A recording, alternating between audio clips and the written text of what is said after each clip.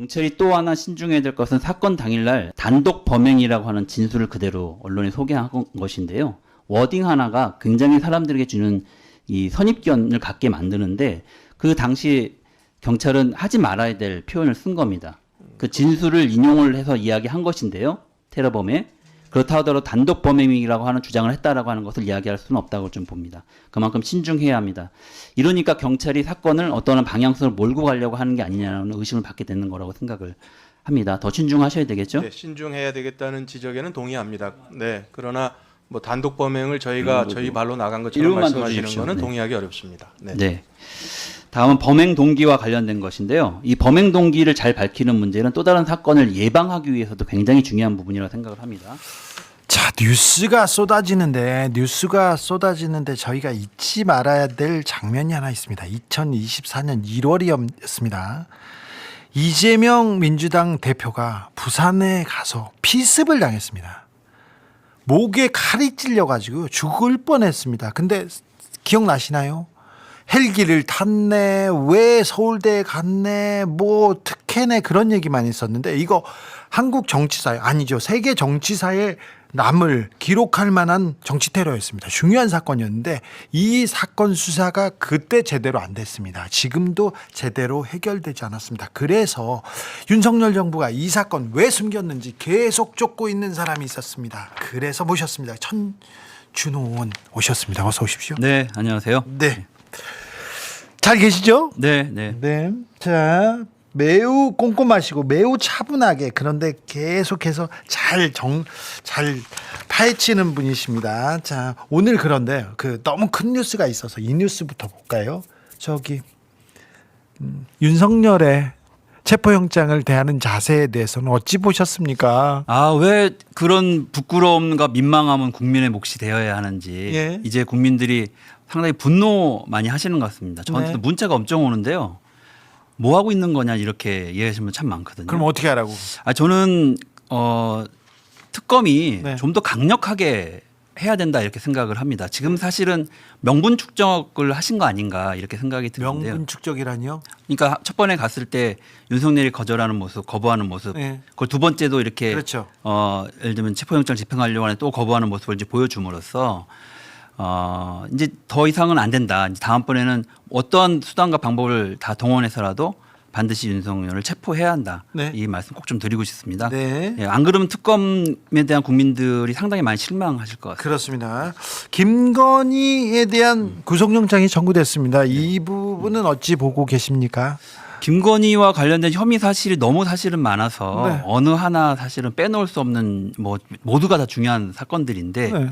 특히나 국가 공권력을 이용해서 개인의 사익을 추구한 것, 뭐 주가 조작, 삼부토건 문제라든지 그렇죠. 그리고 양평고속도로 특혜역 사건 같은 경우에는 네. 최근에 구체적 사실이 이미 드러나고 있거든요. 네. 당시 국토부에 관련했던 담당 팀장이 용역회사 사장들한테 종점 변경해주면 용역에서 편의를 봐주겠다 이런 얘기 한 게 좀 밝혀지고 있는 이런 상황인데 정말 상상도 못할 일들이 이제 벌어진 거죠.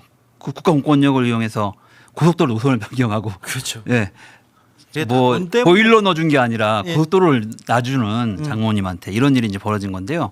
안타깝게 어저께 그 공개가 됐는데 명품백 사건 관련해 가지고 이제 권익위 모 국장님이 한 1년 지금부터 1년 전이거든요. 네. 이제 그 안타까운 선택을 하셨는데 예.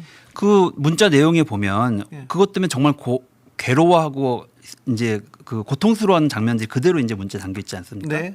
그런데 당시에 권익위의 유철한 위원장이든 그 정승윤 이제 부위원장이든 이런 분들이 민주당이 괴롭혀서 극단 선택을 한 것처럼 이렇게 이야기를 했었거든요. 그렇죠. 정반대로 나왔죠. 네. 그런 분들 중에서 그 유철한 위원장 아직까지 지금 현직에 남아 있습니다. 네. 이런 분들 빨리 사퇴하셔야 되고요. 수사가 이런 분들한테 이루어져서 예. 이분들이 어떻게 국정을 혼란하게 만들었는지 물랑케 했는지를 예. 특검이 함께 밝혀야 된다 이렇게 생각하고 알겠습니다. 자, 이재명 암살 테러 사건에 대해서 얼마 전에 기자회견을 여셨습니다. 누구보다도 이 사건을 잘 압니다. 이재명 그 대표가 테러를 당했을 때, 쓰러졌을 때 가장 먼저 그 상처 부위를 누르고 계셨던 사람이 천준호 의원입니다. 맞죠? 네. 저도 이 사건을 취재했는데 그때 순간적으로 손수건으로 지혈을 잘해서 이 위기를 넘겼다 이런 얘기를 제가 들은 적이 있습니다. 그 119 구급대원한테.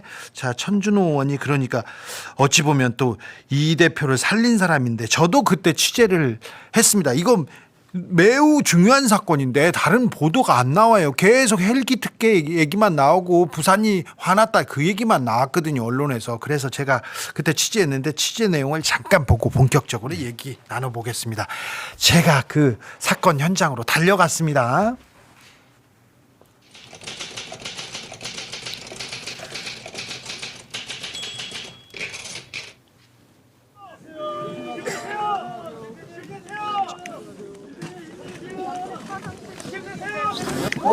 사람을 찌르는 거는 굉장히 힘든 일입니다. 살인 미수 사건을 이게 경미한 사건으로 이건 자작소지.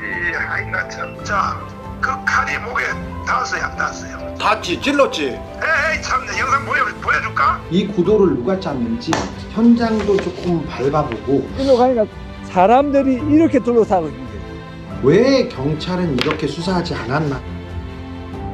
안녕하십니까? 저는 주진우 기자입니다. 저 몇 가지만 여쭤볼게요. 3팀에서 조사했어요? 법 없이 살 사람이 칼을 달고 있냐고. 저 계장님, 제가 부산에 내려왔는데요. 경찰청에 가면 만나뵐 수는 있을까요? 주진우 기자인데요. 저기 부장님 좀 뵙고 싶어서. 언론은 왜 이렇게 보도했나. 총리실 대테러 발표는 왜 이렇게 됐는지. 대테러 대응팀은 주로 국정원이 관할해요. 이례적으로 입조심을 하는 느낌이다. 이례적인 입조심이다.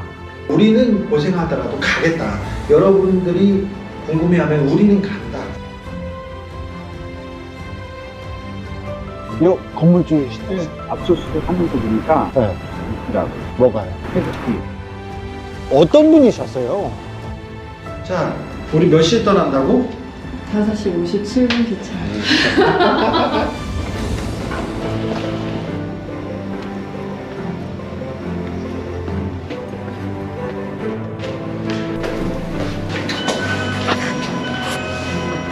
김신남 시댁이죠?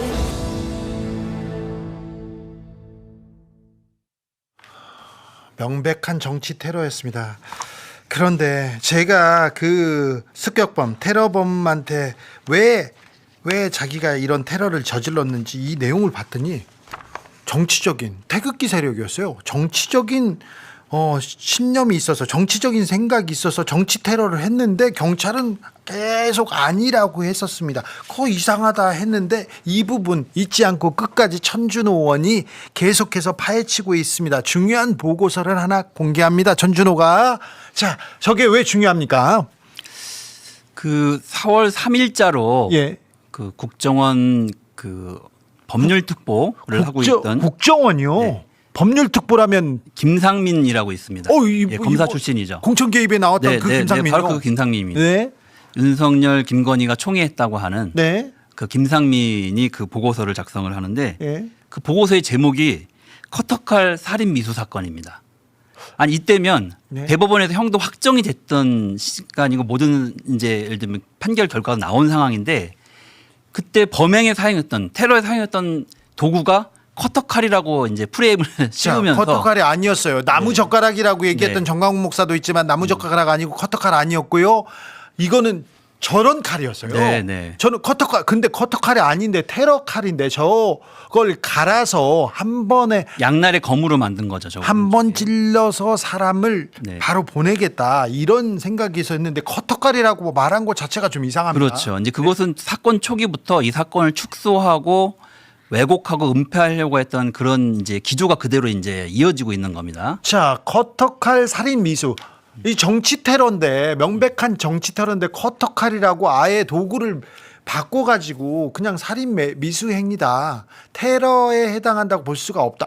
이렇게 얘기하는. 그렇죠. 예, 최종적으로는 이 사건을 테러로 지정하고 판단하지 않겠다라고 하는 그런 의도가 있어서 저런 보고서를 낸 것 같고요. 지금 기본적으로 제목부터 잘못됐어요. 네. 제목부터 커터칼이 아닙니다. 그렇다면 지금 테러가 아니다. 별 사건이 아니다. 이렇게 보는 거죠. 그렇죠. 이제 이렇게 그리고 밑에 내용을 보면 테러로 지정해봐야 실익이 없다. 먼저 이렇게 이야기를 합니다. 법률적인 실익. 일을 크게 키우거나 일을 제대로 수사하면 안 된다고 하는 생각인 것 같은데 저게 커터칼이 아니라는 건 제가 잘 압니다. 네. 제가 그 칼을 사서 직접 갈아봤어요. 갈아봤는데 저걸 가는 거는요. 그 영상이 혹시 있습니까? 저는 그 습격범 김진성이 부동산 사무실 옆에 나무에다가 이 목도리를 갈아놓고요. 목도리를 걸어놓고 거기를 찌르기 연습한다. 그렇습니다. 목을 네네. 한 번에 찌르려고 하는 그 장면입니다. 자, 그때 영상을 좀 볼까요? 칼이 지금 그 김진성 씨가 구입한 동일한 버전인데요. 버전인데 이 칼을 가지고 굉장히 날카롭습니다. 한쪽이. 근데 베는 칼이기 때문에 베는 칼인데 양쪽을 날카롭게 갑니다. 갈아요. 네. 이게 쉬운 일이 아니에요. 저거를 가져온 거는 김진성이 저런 식으로 똑같이 갈았다고 해서 기자님이 이제 와서 한번 갈아본 거거든요. 그런데요. 몇 달을 일반인이 갈았습니다. 몇 달을. 이런 그 수사 발표에 의하면 이 부싯돌이나 칼 가는 기계로 갈았다고 하는데 아마 몇 달 걸렸을 거예요. 네. 네. 몇 달 걸려서 이렇게 계속해서 갈았던 거예요. 저 칼이 어떻게 커터칼입니까? 그러니까요. 그리고 네. 저 칼을 한 번에 사람의 목을 찌르는 게 쉽지 않기 때문에 네. 앞에서 영상에서 보여준 것처럼 수없이 연습을 하지 않습니까? 예.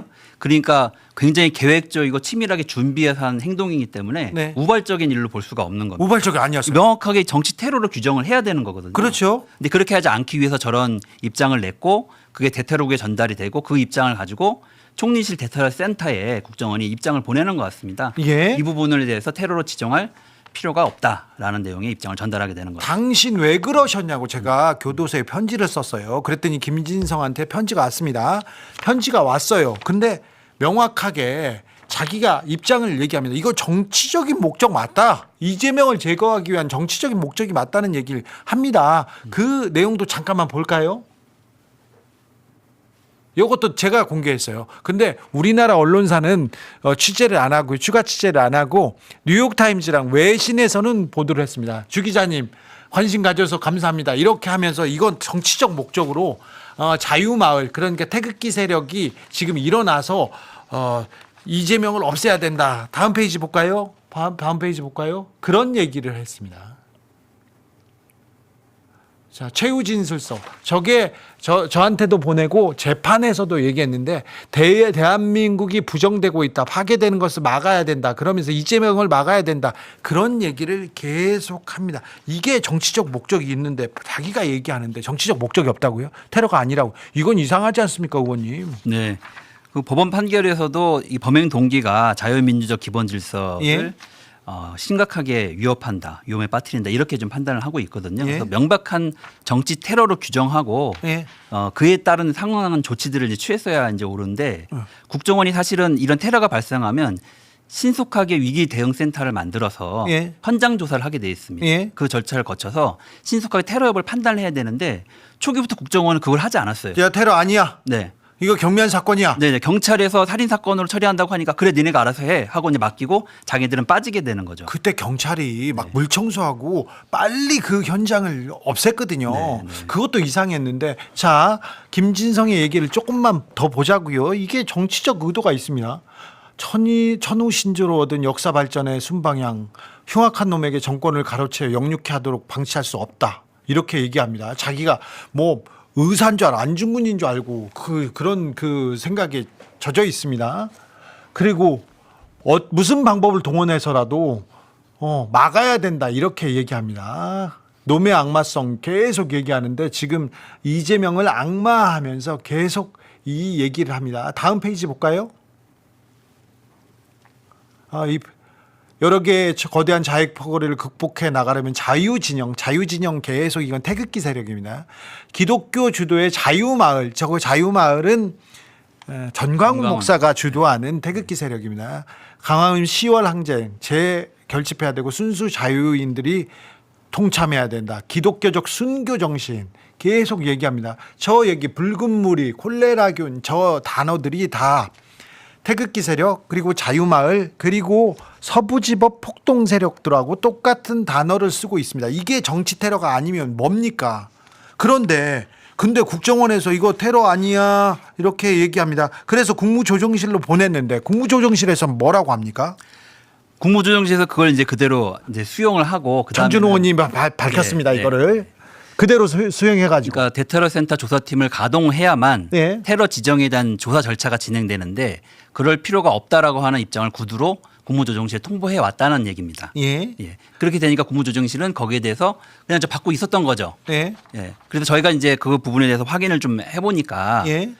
저거는 사실은 테러가 발생한 직후에 내부 위기 대응 매뉴얼이 있는데 그 매뉴얼에 따르면 테러가 발생한 직후에 바로 신속하게 조사를 해서 테러 지정 여부를 결정했어야 될 일입니다. 그렇죠. 그런데 그동안에는 국무조정실도 국정원도 1심, 2심, 3심 결과가 나오면 판단하겠다라고 그렇게 밀어놓고 있었거든요. 그 자체가 법 위반이고 내부 매뉴얼 위반인 겁니다. 아니 이 사건이 터졌는데 수사를 해야지. 그럼요. 법원 보고 하겠다는 게 테러로 지정을 해야 그 테러의 배후에 대한 것도 확인하고 예방 조치도 하고 수사도 하고. 재발도 방지하고 이게 되는데 네. 그게 재판이 끝날 때까지 기다렸다가 테러인지 여부를 판단하겠다고 하는 것은 그 테러와 관련해서는 아무런 대응 조치도 하지 않겠다는 걸 이야기하는 것이죠. 그렇습니다. 이재명에게만 저렇게 적용된 거라고 명백한 테러고 저는 배우를 밝히기 위해서 계속 쫓아다녔습니다. 저런 어마어마한 일을 혼자 했을까요? 저분 혼자서 누가 차로 태워다 주고 누가 이렇게 얘기했는데 그리고 테러가 발생한 직후에 너무 공권력이 이상했어요. 네. 그래서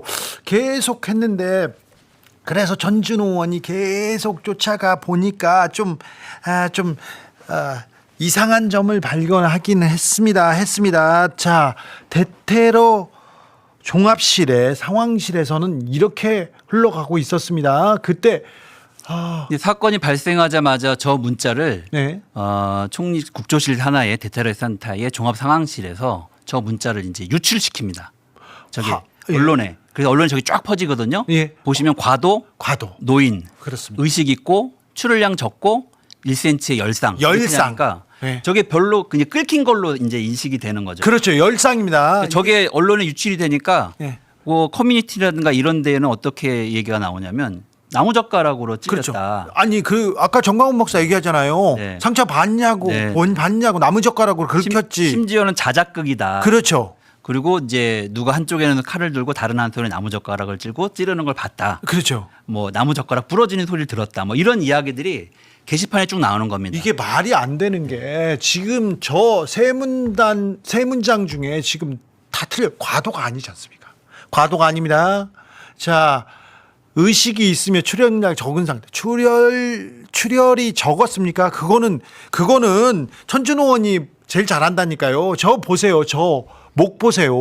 저 피가 천준호 의원이 손수건으로 계속 누르고 있었기 제가 때문에. 구급차가 올 때까지 계속 지혈을 하고 있었는데 네. 저는 그때 너무 경황이 없어서 네. 피가 어느 정도 제 손에 묻었는지 알 수가 없었거든요. 예. 근데 바닥에는 피가 흥건한 걸 제가 목격을 했습니다. 바닥에 그렇습니다. 네. 근데 병원에 가서 그 부산대 병원에서 응급 처치를 받고 있는데 간호사 한 분이 와가지고 저보고 네. 가서 손을 좀 씻고 오셔야 되겠다고 그때까지 할 손이 때 손에 있어서. 보니까 손이 완전히 시뻘겋게 피를 물들었더라고요. 그렇죠. 그때 피가 흥건했는데 경찰이 자 초등 수사할 때 현장을 보존하지 않습니까? 가장 먼저 한 일이 뭔지 아냐? 부산 경찰은 물 청소했어요. 기억나시죠? 물 청소했어요. 그것도 이제 응급차에 실려간 지 15분 만에 네. 이제 물청소를 한 겁니다.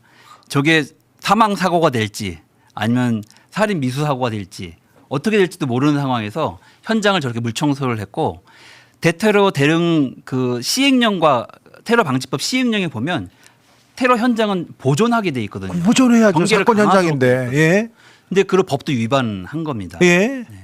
그리고 저 현장을 사실은 부산 경찰청에서 예. 바디캠이나 여러 가지 영상을 통해서 다 모니터링하고 있었습니다. 예. 근데 저걸 현장에 있는 경찰서장이 독단적인 판단으로 했다라고 이제 떠넘기고 이제 많은데 그 경찰서장이 2월 달에 바로 그해 2월 달에 정년 퇴직을 합니다. 그래요. 네. 그리고 그때 부산 경찰청장은 차기 경찰청장을 유력하게 네. 거론되고 있던 후보 중에 한 명이었거든요. 예. 아마도 누구보다 더 적극적으로 정권에 충성하고 싶었겠죠. 예. 이제 그런 일들이 이제 벌어졌는데 사실은 저거는 아무리 생각해도 상식적으로 이해할 수 없는 건데 뭔가를 반드시 가리거나 감추고 싶지 않았으면 저런 네. 일은 벌어지지 않았을 겁니다. 이 사건을 굉장히 줄이려고 노력하는 흔적이 있습니다. 과도 아니잖아요. 커터칼 아니지 않습니까? 기본적으로 그 관공서 서류에 이런 단어들 매우 정확하게 씁니다. 근데 일부러 의도가 있다고 볼 수밖에 없어요. 과도라고요. 1cm 열상 저것도 굉장히 큰, 그 다음에 다 1cm 열상으로 다 나왔거든요. 그 보수 매체가 아니라 모든 언론에서 열상으로 이렇게 나왔고 과도였고 별거 아닌데 별거 아니네, 뭐 누가 뭐 정치 자작극한 거 아니야, 계속 그런 얘기했지 않습니까? 그리고 이재명 대표가 당시 칼을 맞고 쓰러져 있는 이재명 대표가 의식이 있는지도 경찰은 확인할 수 없었거든요.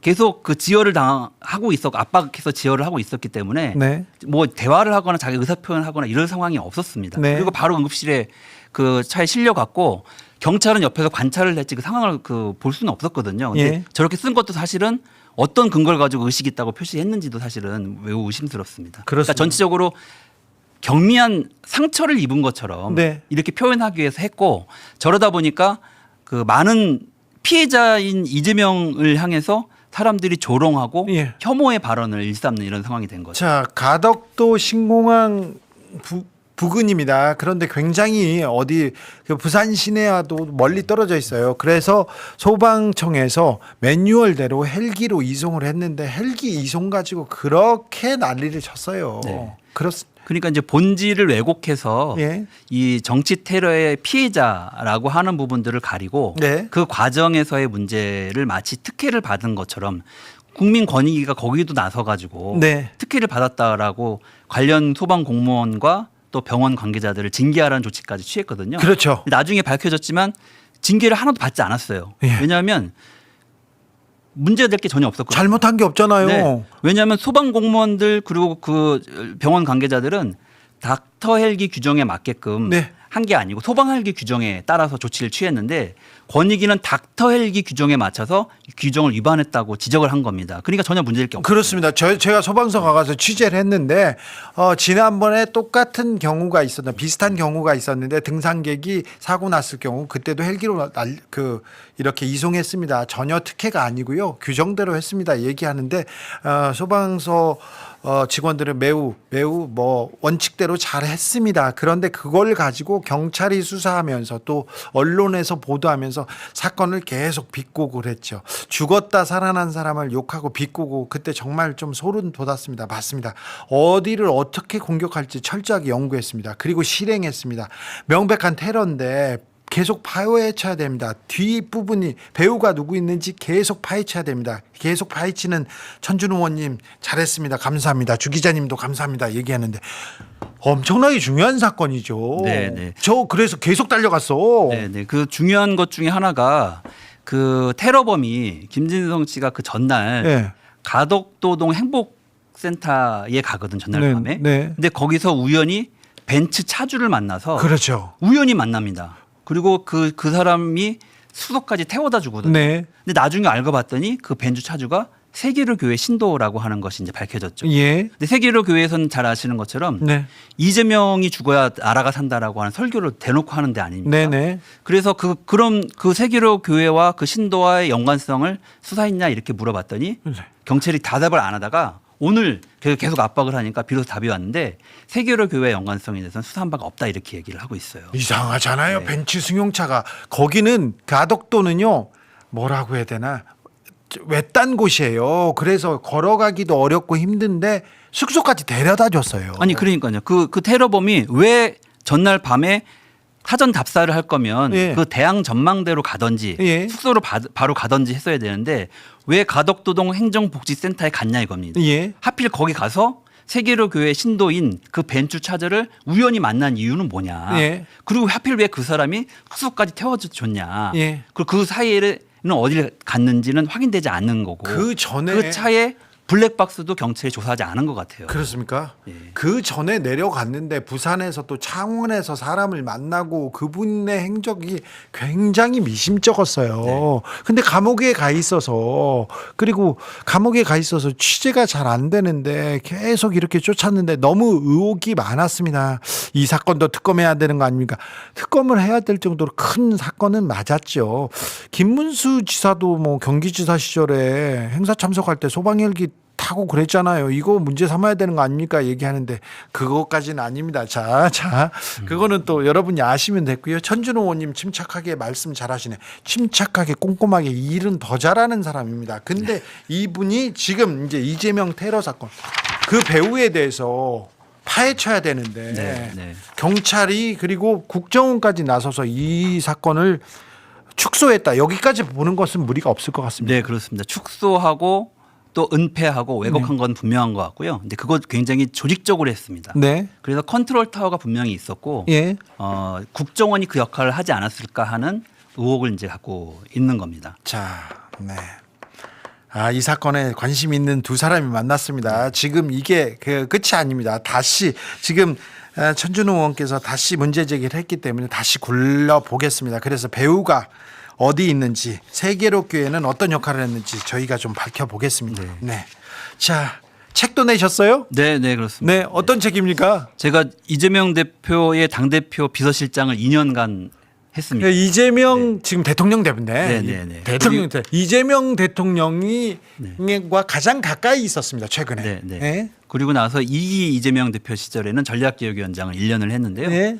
3년 동안 이재명 대표가 사실은 거의 사상 초유의 경험들을 많이 하셨습니다. 네. 세계 정치사에 유례가 없을 정도의 뭐 칼도 맞으셨고 테러. 목숨 걸고 단식도 했고 네. 또 뭐 그 구치소에도 갔다 오셨고 뭐 네. 체포 동의안도 처리하셨고 뭐 여러 일들이 있었는데 그것을 좀 가까이서 제가 목격을 했기 때문에 네. 기록으로 남겨야 되겠다 이런 소명 같은 걸 좀 느꼈습니다. 네. 그래서 그걸 정리해서 책으로 냈습니다. 네. 이재명 대통령이 이제 말은 하지만 네. 테러 당하고 나서 괜찮냐고 물어봤는데 굉장히 뭐 그 사건 너무 생명이 그럼요. 왔다 갔다 하는 그런 절체절명의 위기였잖아요. 네. 그 얘기를 할 때는 굉장히 좀 떨리는 모습을 보고. 그렇습니다. 네. 저도 그때 장면만 떠올리면 몸에 이제 소름이 돋습니다. 네. 아까도 그 장면 보면서 움찔했는데요. 그런 트라우마가 여전히 있고. 어. 그런데 이재명 대표가 그 이전과 이유가 굉장히 많이 달라지셨죠. 그래요? 네.